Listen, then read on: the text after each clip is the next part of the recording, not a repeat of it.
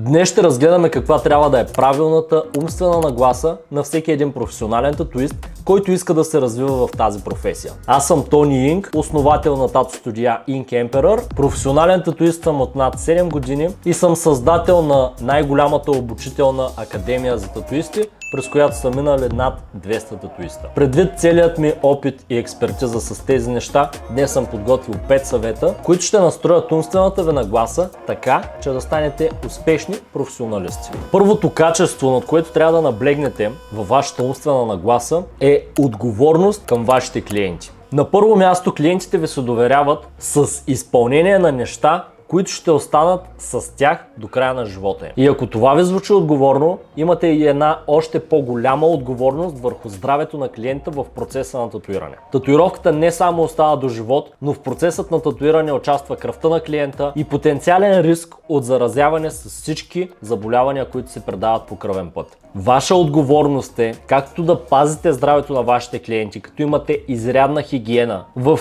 приготвяне, процес и приключване на татуировка, целият експириенс на клиента във вашето студио и дори правилно обяснение за процесите след като човекът се замине от вашето студио, за да може отново да предпази здравето си и татуировката, както и кожата, да нямат абсолютно никакви усложнения. Наблегнете първо на тази по-важна отговорност, научете напълно хигиената, която трябва да спазвате по време на татуиране, научете всички рискове, научете начинът, по който да се предпазите от тях, научете как всичко да ви е максимално стерилно или максимално чисто и създайте възможно най-безопасната среда за вас и за вашите клиенти. Втората отговорност относно естетическия вид на клиента можете да изградите, като просто в вашата умствена нагласа се нагласите така, че преди всичко да сте отговорни. Не се заемайте с проекти, които не са по вашите сили и които дори не можете да нарисувате. Не скачайте прекалено нависоко с цел да удовлетворите себе си, но да пренебрегнете клиента и рискът, който ще резонира тотално върху него и неговата визия. Цялостно бъдете по-отговорни и приемайте всяка една татуировка като ваша отговорност, тя да мине безпроблемно и тя да стане по възможно най-добрият начин. Ако вие не сте човекът, който за моментът ще даде най-доброто в тази татуировка, по-добре бъдете открити към клиента. Да, за момента това може по някакъв начин да забави развитието ви, но в дългосрочен план това ще е нещото, което ще ви запази репутацията, което ще ви поддържа най-добрият имидж като професионален татуист и в крайна сметка ще се отрази като една успешна и дълга кариера. Тук естествено не изпадайте и в другата крайност, като прекалено много подценявате вашите умения и забавяте своето развитие. Ясно е, че няма как да се справите по най-добрият начин с нещо, което правите за първи път. Но просто подходете по-отговорно, подгответе се повече, действайте с хора, които са ви по-близки и знаете, че няма да допринесат лошо на вашата репутация и натискайте максимално върху вашето развитие, правейки го отговорно към вашите клиенти. Вторият майндсет урок, който трябва да научите, за да бъдете успешни професионалисти, е постоянното усъвършенстване. Татуирането, както и предполагам много други занаяти, не са просто научаване на определени умения и правене на едно и също до края на живота ви. Татуирането се развива, стиловете се развиват, цялостната материя е толкова богата, че можете да се задълбочите в толкова много неща, толкова надълбоко, че целият процес на учене и подобряване да изглежда безкрайен. Започвайки от кожата като платно, как тя реагира, как заздравява, как да подобрим нашата техника, за да заздравява по-добре, как татуировките ни да остават по-добре. След това техники на татуиране, които са толкова дълбоки и винаги може по-добро и по-добро, че процесът отново изглежда безкрайен. И другото важно направление, което според мен е основно значение за това вие да надграждате все по-високи и по-високи върхове във вашите татуировки, е планирането на дизайни и композирането на ваше индивидуално изкуство. Там, като всяка една художествена кариера, няма граници и потенциалът за развитие е безкрайен. Точно за това в никакъв етап от вашето развитие не трябва да спирате да се усъвършенствате и да търсите следващите върхове. Колкото и добре да се чувствате, ако наистина искате развитие, ако искате да останете на пазара, ако искате дългосрочна кариера, не трябва да спирате да учите.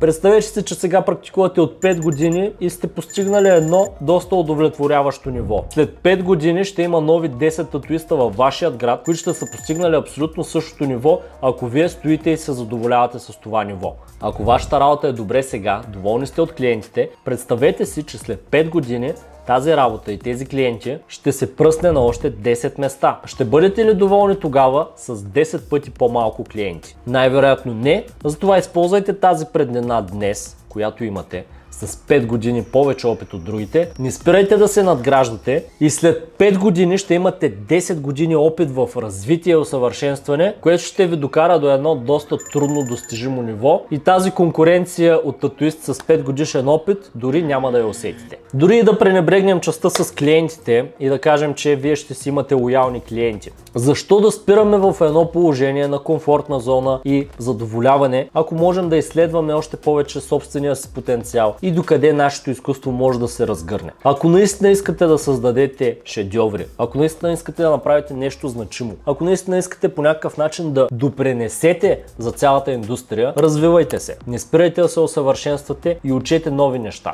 Точно това е свързано и с третата точка, която е креативност и индивидуалност, които, честно казано, най-лесно могат да се постигнат, като просто изучаваме повече себе си, нашето усещане към изкуството, нашата чувствителност и до това по какъв начин може да се разгърне нашият потенциал с заложбите, които имаме. Колкото повече експериментирате, колкото повече търсите себе си в татуировките си, толкова по-креативни и по-индивидуални ще станете. Ако просто изпълнявате задачите на клиента, ако правите едни и същи татуировки, да, ще станете по-добре, ще изчиствате все повече техниките, ще го правите с все по-голяма лекота, но в крайна сметка няма да постигнете нещо ново, правейки само едни и същи неща. Трябва да излезете от комфортната зона, трябва да експериментирате, трябва да пробвате нови неща и както до момента сте се усъвършенствали, правейки все по-сложни и по-сложни неща, така трябва да го направите и на едно по-утвърдено ниво, правейки вече още по-индивидуални неща, променяйки посоката на стила си и стремейки се винаги да вкарате нещо индивидуално. Четвъртият съвет за умствена нагласа няма да вдигне татуировките ви на 10 пъти по-високо ниво, но ще запази вашата кариера, така че да можете да продължите да практикувате и да стигнете до това високо ниво.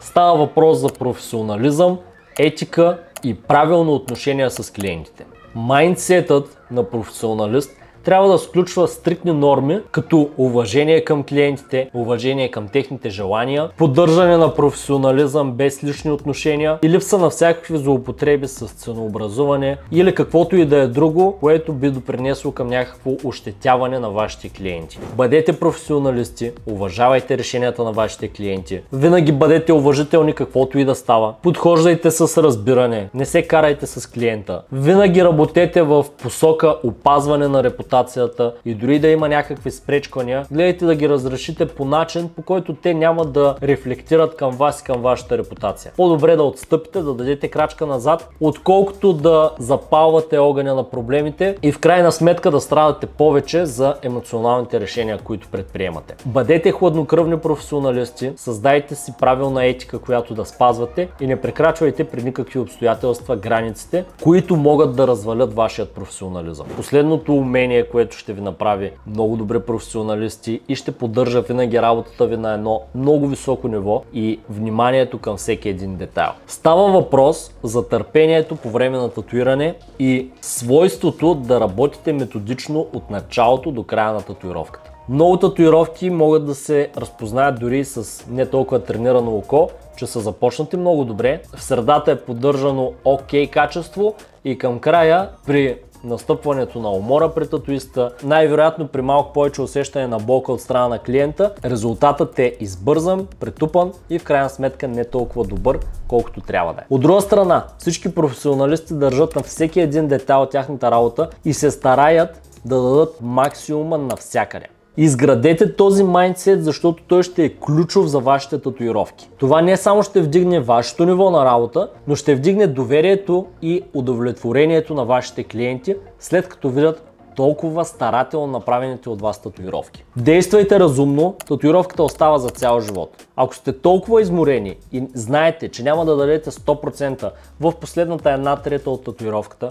по-добре направете татуировката на 2 пъти. Клиентът няма да има толкова голям проблем и дългосрочно това, че е направил татуировката за 2 дни, а не за един, няма да окаже голямо значение след 20 години, когато той си гледа татуировката. Но ако направите татуировката на един път и тя не стане със същото качество, дори и след 20 години, ако клиента не си е оправил татуировката, ще има неща, които го дразнят и това ще има значение за вашата работа и репутация. Вложете максимум в своето търпение, изграждайте го като умение. Дори и сега да си мислите, че не сте търпеливи и не сте такъв човек, който ще има търпението да изгражда всеки един детайл, отделяйки нужното му време, искам да ви кажа, че това умение се изгражда. Колкото повече влагате в него, толкова по-търпеливи и по-старателни ще ставате. Всичко е до умствената нагласа и ако започнете да работите по нея сега, рано или късно, вашето търпение и фокус във всеки детайл ще се изгражда все повече и повече, докато не станете едни тотални професионалисти, които дават всичко от себе си.